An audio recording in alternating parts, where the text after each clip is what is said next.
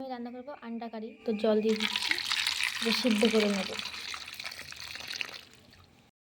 কতগুলো লঙ্কা, বড় একটা গোটা পেঁয়াজ, এটা দিয়ে দেবো, একটা গোটা টমেটো বড় সাইজের নিয়েছি, একটা ঢাকনা মেপে জিরা দিয়ে দিচ্ছি,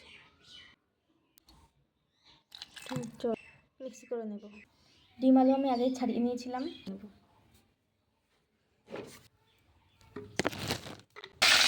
ডিম ভাজা হয়ে গেছে, এবার আলুগুলো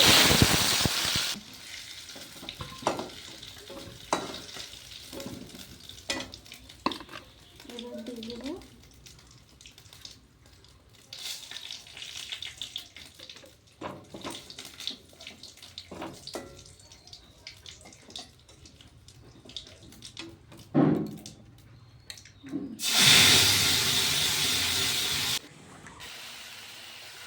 হলুদটা আমি মশলার সাথে আগে মিশিয়ে দিয়েছিলাম, তো হলুদটা দেখাইনি, মশলাটা ভালো করে লবণটা দেখালাম।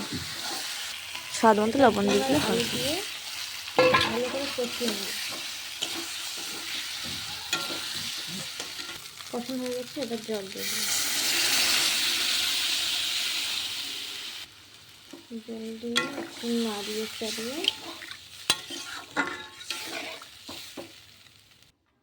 ঢাকা দিয়ে দেবো।